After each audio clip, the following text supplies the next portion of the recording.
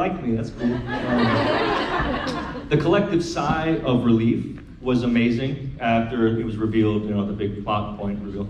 That was really, really cool to hear. But there's a couple voices in the back yelling expletives that were absolutely hysterical. I was giggling like a little schoolgirl, to be completely honest. Or a schoolboy, you know, we all giggle, let's be real. It's fun. And giggling is good for the soul. So, yeah, that was, it was a really fun time, I'll be honest. I'm so sorry we put you through that. Yeah, it was cool, right?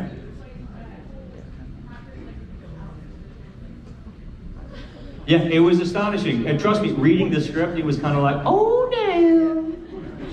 Yeah, I loved it. I absolutely loved it. Thank you, that's fun. Yes, sweetheart, what you got? Yeah. It's okay, take your time. Well, thank you for coming. The time. My pleasure. That's first of all. And you're still sexy either way. Oh, shucks.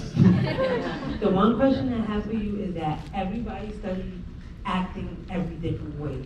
What advice would you give anybody that's want to pursue the career? Acting is a very difficult career. There's a lot of no. There's going to be a lot more no than yes, and it takes a lot on you. I think it's important to understand that in success,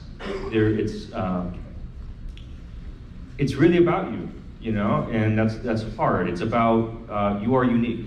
You bring something different, and even though someone might look just like you, you have very different experiences, very different life skills. Maybe you're still learning and growing in certain ways that they've already grown, and maybe you've grown and learned in ways that they are still going through. So you bring something unique. So to be you, and to allow it to be okay that it wasn't you that they were looking for, it was somebody else, because there is that role for you. And you know, and even if you may not see it, just like I didn't see myself playing Jasper at first, it might be right, and it might be something that you least expect that really starts your career. I'd say pursue it, but you know, if you pursue anything in this life, do it with an open heart and an understanding that the pursuit of it is equally as important as the goal, because that goal isn't there. You know, this isn't a mountain you're climbing. This is a metaphorical mountain. So when you're climbing a mountain, you want to camp out, right? You can't just go from 0 to 100. You can't just go from the base to the top.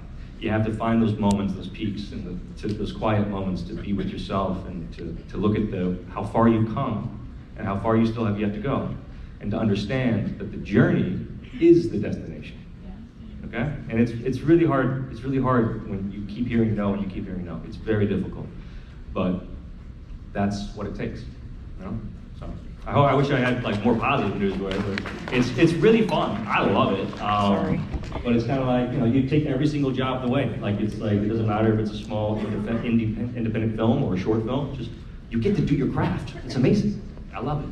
All right, raise some hands. We got some more questions. What we got? Yes, fella. How you doing? I'm gonna work my way back this way, so raise your hand. All right. Out of the Michelsons, who's your favorite? Out of the Michelsons? Yes. Michael Michelson. I don't know.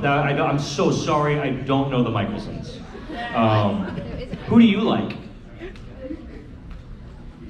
Either Klaus or Hope. No, pick one. Klaus. Oh, see, I was gonna say Hope, but They're both good. I thought we were friends. It's okay. We will still get along. Hope and Klaus. Yes. Do I think there will be another Twilight movie? Inevitably, I'm sure they're going to be doing some sort of reboot, or you know, a series or an animated thing. It's really kind of rests upon Lionsgate and Stephanie Meyer. I believe in, at this point, the inevitability of that. I still think they should do Twilight on ice. You know, it'd be amazing. You know, I think it'd be absolutely hysterical. I just want to see them big wolves, you know, skating. Something cool about that. Yeah. Ice skating in Twilight. Well, I mean, because you think about it, you know, we sparkle in the sun, and who else, you know, sparkles? Like the best sparklers out there are the figure skaters. right? When you get them sequins and they're spinning, they got that light going on. I like, every time I see it at the Olympics, all I think about is Edward, you know? I'm like, damn, Rob, you can move, look at him. He can't move, that's the funny thing. He can't run. Okay, yes, right here. Yeah. That's right. What is the smallest hill you'll die on? The smallest The hill? most petty hill you will die on. Cheeseburgers are better than pizza, hands down. Yeah, so sorry. I know East Coast, y'all like your slice to go, but like cheeseburger is life, baby. That's my favorite food. And also, I'm so sorry, but like if you separate the ingredients, it's a healthy meal. You're like, oh, you got a piece of meat, you got a little cheese, some tomato, lettuce, and some bread. You put it together and then it's unhealthy? Come on. Doctors. What do they know, right? No, not a lot. It depends who the doctor is, let's be real. Okay, yes, you in the back, let's say. I don't want to give myself too much trouble. If you had to pick, who was your favorite cast member to work with in Twilight? Ooh, ow, oh man. Can I tell you who it wasn't? No, I'm just kidding. Like, if I'm gonna get in trouble, let's go all the way, y'all. Let me tell you about that one. No. I got really lucky with my cast. They're incredible people, so I can't really say if I necessarily have a favorite, but it is Ashley Green. Yeah, 100%. I think really what made the character for me is the relationship with his wife, with, you know, like Alice and Jasper are a pair, and they're inseparable, and there's something beautiful about that. To me, I'm a romantic, you know. I love love, and I love my wife absolutely. She's my best friend, hands down.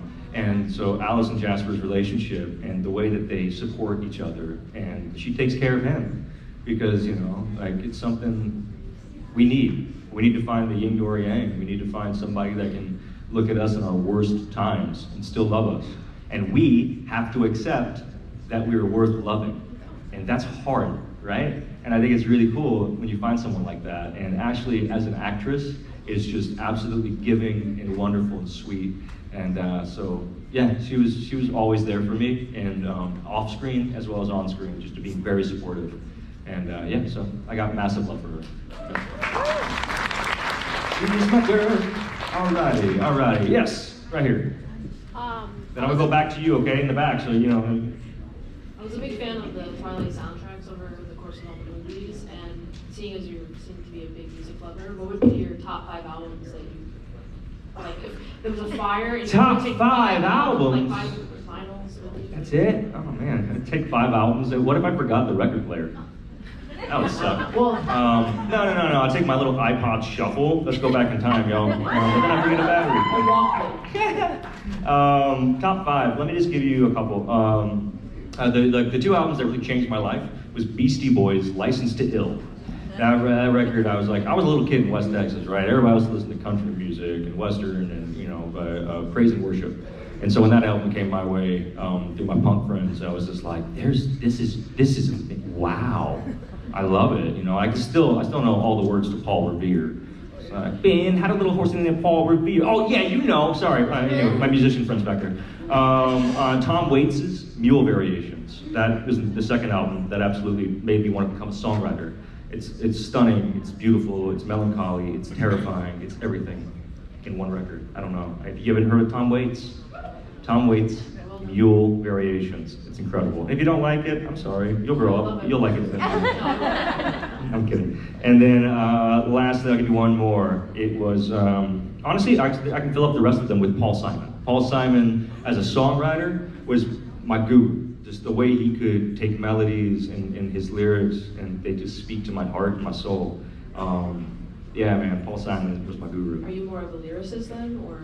Yeah, I'm a lyricist. So I actually moved out to LA. Part of it is my best friend at the time had a record deal, and so he wanted me to come write for him. I was 18 years old. Of course I'm gonna go write. This guy has a record deal. It's amazing. Long story short, he snorted his record deal away and ruined his chances, and it was really sad. Ruined his life. He passed away a few years ago.